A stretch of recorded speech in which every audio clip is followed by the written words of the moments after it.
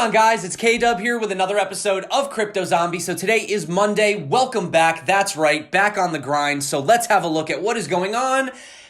Bitcoin's down 0.31%, so we're pretty much sitting at the same level we were almost exactly a week ago. Only difference is you are noticing that the altcoins are doing quite well today. They are outpacing Bitcoin. You can see EOS down there, for example, 7.5% up on the day. So is this the beginning of alt season? Well, we're going to get into it. We're going to talk about it. But as expected, we did have our Monday morning volatility. Sometimes it comes Sunday night in the US. You can see right here, we were chilling around 10,400. We dumped down to about almost $10,075. We were really pushing that level, right? We pumped up to about 10,548, only to find ourselves back at the same exact level we were on September 2nd. So what is going on? Well, I do want to talk about that because you know what happens, what they say, the calm before the storm, right? Well, we are getting very close to the end of this triangle that we've been looking on the channel for quite some time. And we do know that usually around 70% or 3/4 of the way through is when you look for a massive move. And that is pretty much exactly where we are. I also want to talk about some fundamentals. I have yet more proof again that whales are accumulating Bitcoin right now as we speak. Whether or not you think we're going to go down to 7K or 6K, they're accumulating. I'm going to show you. And also today is the Ledger Nano S giveaway. That'll be at the end of the video. I do have timestamps below. If that sounds good to you, well, you know what to do. Also, if it's your first time checking out the Crypto Zombie channel and you're not subscribed, well, we do this every single day, so I'm not quite sure what you're waiting for. And also, today, unfortunately, you are not eligible for the Ledger, but you can drop a comment, and next week you will be. So that being said, having a look, 69.8% Bitcoin dominance. We are, in fact, pulling back. I don't have to tell you where it's going. I can see with my own eyes it's going into the altcoins. In fact, if I switch it to the Bitcoin comparative, you're noticing a lot more altcoins that are in the green as well. Some of the top gainers on the front include Ardor, Cosmos, Aurora, BitTorrent, MadeSafe, Redcoin, Nexo, KuCoin, Insight Chain, XMAX, and EOS all doing quite well today. Bitcoin dominance falling. You can see even more over here on the TradingView chart, back to around 71.9%. You can see right here, that's sort of where we topped out back in July of 2017. We obviously breached the wick of December 4th, but currently it is a little bit of a struggle to get above this level. So could the tide be turning the other way for altcoins? Well, don't forget, we do have the big Binance purge of US citizens coming up in about 3 days. So that is something to keep in mind. Real volume, although I was expecting a little bit more for a Monday. It's all right. 1.2 billion will take it. It's not exactly the greatest. Having a look, it looks like nobody knows what the heck they want to do on the exchanges. We got sells, neutrals. Looks like mostly just neutral and sell. Yeah, I mean, for the most part, you are noticing shorts at around 51.28%. So are we looking for a dump today? Well, let's dive in. Let's have a look at what is going on. Currently, once again, we are still trapped between the 50 and the 100. I'm actually tired of looking at this chart at this point, but here's the situation you can see right here. So essentially we had that pump, okay? And then we started to consolidate. We got all the way up to almost 11K. We dumped all the way down. And you can see this morning, we wicked down, like I said, to that really very low $10,000 region. We actually dipped into the blue box territory. Now, this morning we were sitting above this $10,380 level. We were respecting it, but currently it looks like we're sort of in no man's land right now, sort of waiting to see if we're going to get back above the 10,384 or if we're going to sort of dance around in this blue box territory again. So I am keeping my eyes on that. But the one thing that I am noticing is that, yes, we do have a descending triangle. And yes, it does have a straight floor across where some people were calling for triple bottoms, although I still think it's more of putting in higher lows, as you can see right here by this dotted line. But noticingly, if you sort of exclude this bear trap that we had right here, it does look like we want to have this breakout by September 15th. And I would say that Bitcoin is most likely going to have a bigger move even sooner than that. Now, we don't have a lot more time as far as breaking out to the upside. We only have a few days. And if Bitcoin is not able to break above this and get out of this region, well, then we are most likely going to break to the downside. And our next support, if we were to get right to that level, would be around $9,400, okay? That's if we do not break to the upside, because we're getting very, very close to the end of this channel, okay? Now, the one thing that I do want to point out is having a look at this, you can sort of see that there is this, if you look at this dotted line right here, it does create both resistance and support. It was acting as mostly resistance throughout this time period from August 15th to about August 28th, and then starting on September 2nd, when we had the pump, it then became our support, but it is still downwards trending, okay? You could see right here, when we wicked down, we pretty much instantly respected it. So we might actually bounce around in this channel a little bit longer, but if we do fall below this green line and stay below it, then you're probably, like I said, gonna look to go down and get supported at some of those lower levels, 9,300, 9,400, right? But some people are extremely bearish, extremely pessimistic on the price of Bitcoin. For example, Dave the Wave says some are wondering why Bitcoin can't do sideways for a significant period of time across to the growth curve at this level. Problem is Bitcoin is volatile and doesn't do sideways for long. The parabola and correction has always been about chewing up time for it to meet the curve, in my opinion. You see he went on to actually put some more charts here, and he said time and price fibs on what looks like a mini bubble in the wake of the big one. Now, I assume he's talking about the big bubble that we had at the end of 2017, and now this is like the mini bubble within the bigger bubble, and some people are saying this is just a correction in a bear market, and we actually need to go to these lower lows, which, I mean, that would be crazy considering, it would be crazy for 2019 in general. You can see right here, currently 23% retracement with 38% imminent, looking at about the 7K range on basis of this chart. So, I mean, we can have a look over here, but I do want to point out that, Bitcoin essentially did start this very parabolic trend. Now, at first, it was, a very, very parabolic trend. We broke out of it, but having a look right here, it does look like, even if you think that we're going to stay in this trend a little bit longer, we're looking to sort of meet this parabolic curve around October 4th. So either way, you're looking for something really big happening quite soon. And I do want to just point out, as far as going down to these like 50% levels, if you do believe that this is a correction in a bear market, then maybe, but I don't currently think that. I think that we're at the very beginning of a bull trend. And if that's the case, you can look at all the previous drops that we had back in 2017. And look, we had 40%, 25%, 36%, 36%, 31%, 38%, 38%, 30%, okay? At no time did we have a 50% drop while we were in a bull run. So if we were to have something like 50%, then I would personally say that, okay, we are still in a bear market, which I do not think we are. In fact, just going back here and having a look, you could see from where we fell, we already put in a 33% drop. So even if you think we have to go to about, 40%, that's about an $8,000 Bitcoin. And you could see we would actually get supported by this massive resistance that we had back here starting in the beginning of May. So personally, I still do think we are in a bull trend. I do not feel bearish at all. Short term, could we drop lower? Absolutely. We could go down to about 9,200, 300, 400, but I do not think that we are in a bear market still. You let me know. I could be completely delusional, and we've been spending the entire year on this channel being fooled just looking at a giant bubble within a bubble. I don't know. It's possible. It does not feel that way, though, currently. You notice that we are still sitting well above the EMA ribbon. In fact, the 21 exponential, which is what most traders are looking at for the short-term bottom, is sitting at about $9,248, which is about the level at the bottom of the triangle, which is where we said we might fall to. It's interesting how all these levels are starting to just play in line. But I think one of the most interesting charts now, keep in mind, this chart came out in May. Doesn't really matter because we're looking at yearly candles.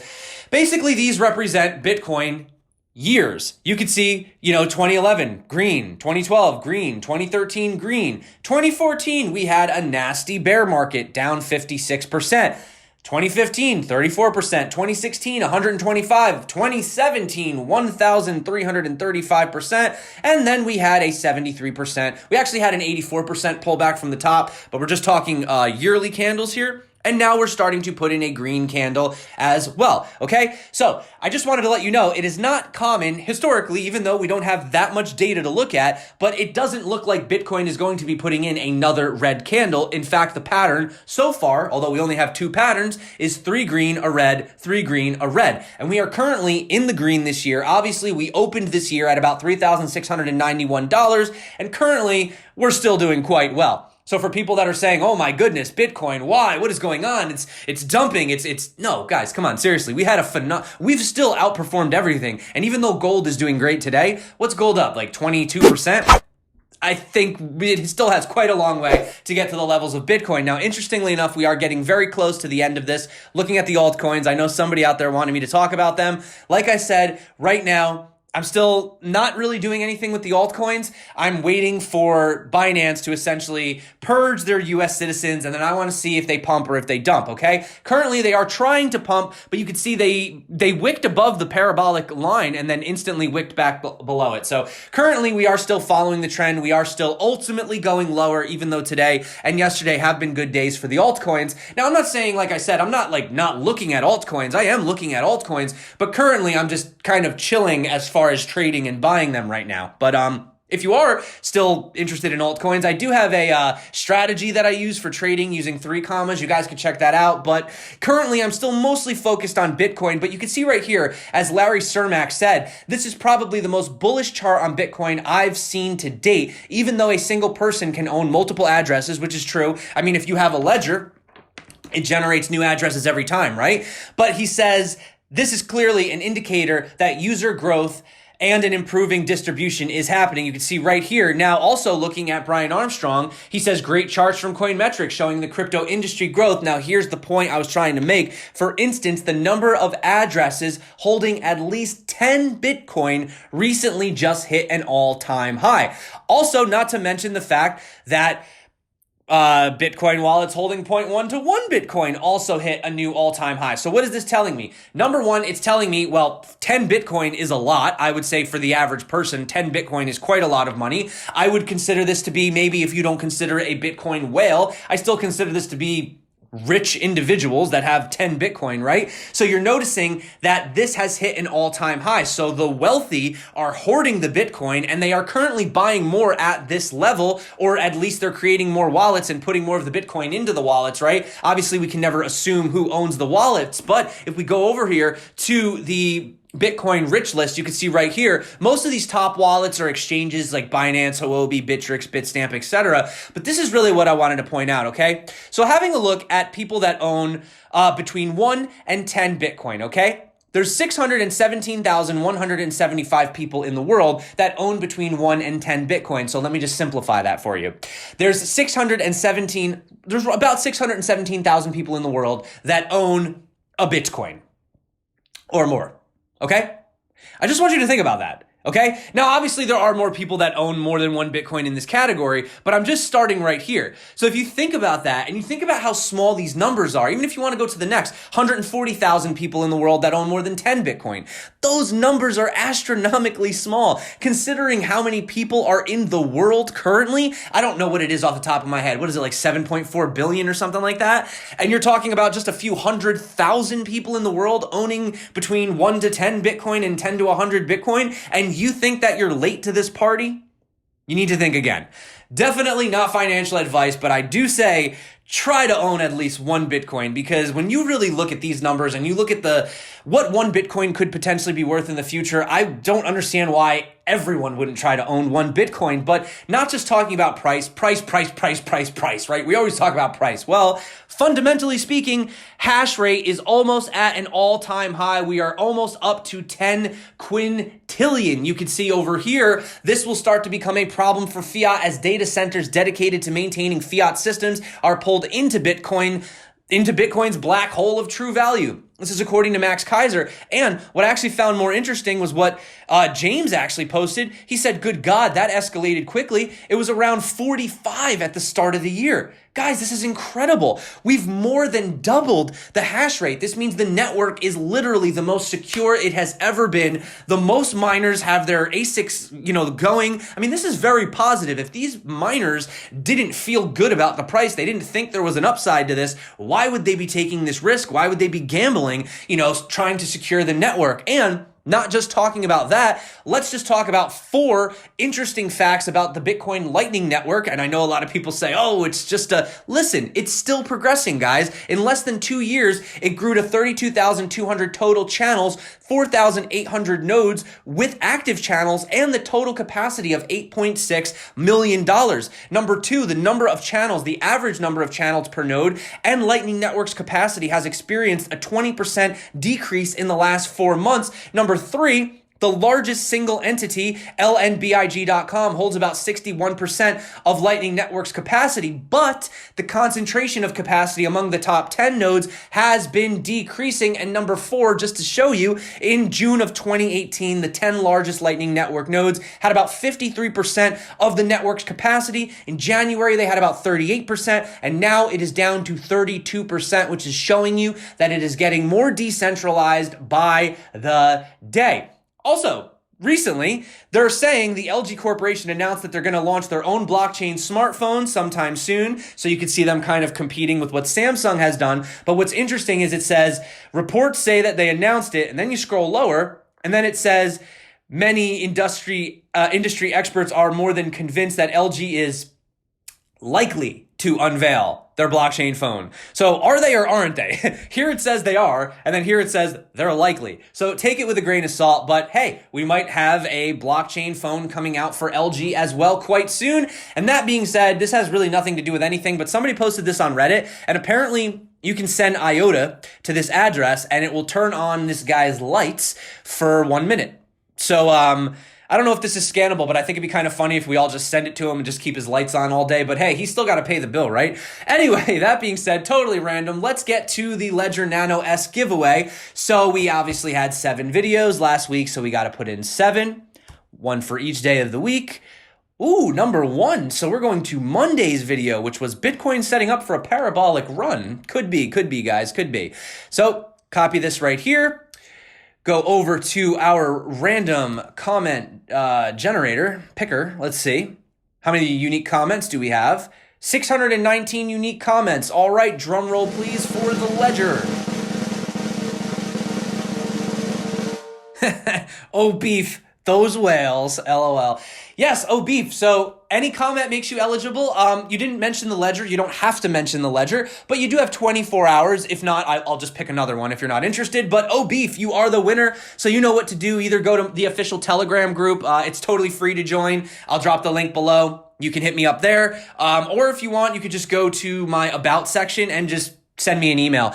But do not answer any comments below, okay? You guys know I don't do giveaways in the comments. There's a lot of scammers out there trying to impersonate me. They use the same, thumbnail and everything. So just only get a hold of me through email or the official Telegram.